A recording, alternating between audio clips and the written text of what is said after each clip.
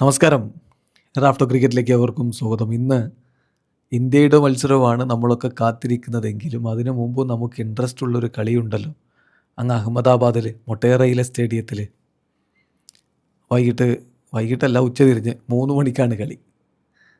South ആഫ്രിക്കയും west ഇൻഡീസും തമ്മിലുള്ള പോരാട്ടം ആര് ജയിക്കുമെന്നുള്ളത് നമ്മൾ ആകാംക്ഷയോട് കൂടിയിട്ട് നോക്കുകയാണ്. വെസ്റ്റ് ഇൻഡീസ് തോറ്റാൽ അത് ഇന്ത്യക്ക് ഗുണകരമാണ്. അതാണ് ഇതിൽ ഏറ്റവും ഇൻട്രസ്റ്റിംഗ് ആയിട്ടൊരു കാര്യം. പിന്നെ മറ്റൊരു കാര്യം നോക്കുക, ഈ സൂപ്പർ 8 പോലെ ലോക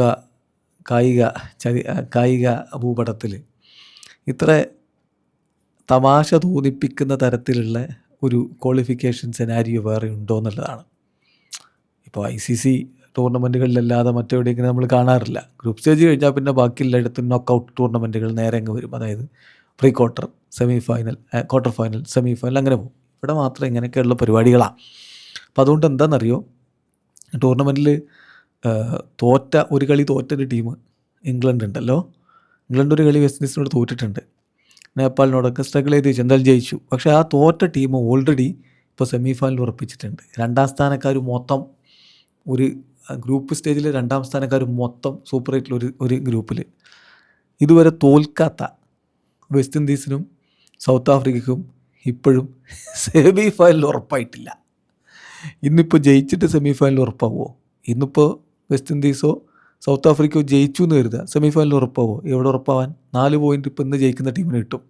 ആ ടീം അവസാനത്തെ കളി തോറ്റാൽ അവർ 4 പോയിൻ്റ് തന്നെ നിൽക്കും. അപ്പോൾ തോൽക്കുന്ന ടീം അടുത്ത കളി ജയിച്ചാൽ 4 പോയിൻ്റ് ആവും.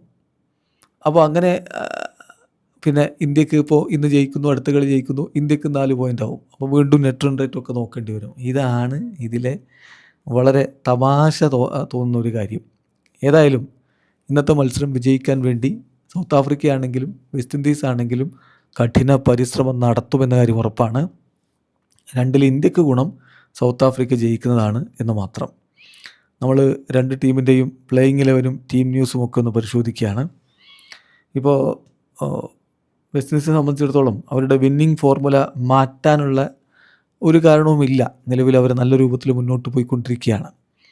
ഷിംറോൺ എറ്റ്മയറൊക്കെ പൊള്ളിച്ചെടുക്കുന്ന ഫോമിലുമാണ്. പക്ഷേ സൗത്ത് ആഫ്രിക്കയുടെ ബാറ്റിങ്ങിൽ ലെഫ്റ്റ് ഹാൻഡേഴ്സിൻ്റെ എണ്ണം ഒരുപാടുണ്ട്.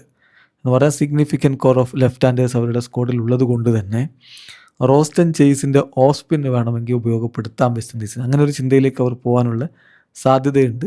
അപ്പോൾ അദ്ദേഹം വരികയാണെങ്കിൽ അവരുടെ ബാറ്റിംഗ് ലൈനപ്പ് ഒന്നുകൂടി ഡെപ്ത് വർദ്ധിപ്പിക്കാനും പറ്റും. അപ്പോൾ ആ തരത്തിലുള്ളൊരു നീക്കം അവർ നടത്തിയേക്കാമെന്ന് മാത്രം.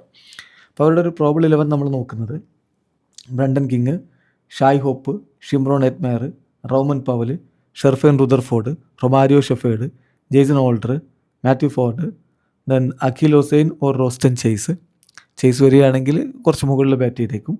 Then Gudakesh Motie, Shamar Joseph. ഇതാണ് നമ്മൾ അവരുടെ പ്രതീക്ഷിക്കുന്ന ഒരു 11. സൗത്ത് ആഫ്രിക്കയുടെ കാര്യത്തിൽ ഇന്ത്യക്കെതിരെ സൗത്ത് ആഫ്രിക്ക ഇറക്കിയ 11 ഇല്ലേ, അതാണ് അവരുടെ ഏറ്റവും സ്ട്രോങ്ങസ്റ്റ് 11. അപ്പോൾ ഈ ഒരു മത്സരത്തിന് ഇറങ്ങുമ്പോൾ ഇനിയിപ്പോൾ ഒരു മാറ്റിത്തിരുത്തലുകളിലേക്ക് അവർ പോകാനുള്ള ഒരു സാധ്യത നമ്മൾ കാണുന്നില്ല. അപ്പോൾ സൗത്ത് ആഫ്രിക്കയുടെ ഒരു playing 11 Aiden Markram, Quinton de Kock, Ryan Rickelton, Dewald Brevis, David Miller, Tristan Stubbs, Marco Jansen, Corbin Bosch, Keshav Maharaj, Kagiso Rabada, Lungi Ngidi. അപ്പോൾ മികച്ച ഫോമിൽ നിൽക്കുന്ന രണ്ട് ടീമുകൾ തമ്മിലുള്ള കരുത്തുറ്റൊരു പോരാട്ടം. ഒരിക്കൽ കൂടി പറയുന്നു, സൗത്ത് ആഫ്രിക്ക ജയിക്കുന്നതാണ് ഇന്ത്യക്ക് നല്ലത്. അത് ശരിയാണ്. പക്ഷെ എന്നാലും ഇതൊരു മികച്ച പോരാട്ടമായിരിക്കും. രണ്ടു ഭാഗത്തും നല്ലൊരു ഫൈറ്റ് കാണാൻ സാധിക്കട്ടെ. വീഡിയോ അവസാനിക്കുന്നു. ക്രിക്കറ്റ് ലോകത്തെ കൂടുതൽ വിശേഷങ്ങളുമായി റാഫ്റ്റോക്സിൻ്റെ എത്താം.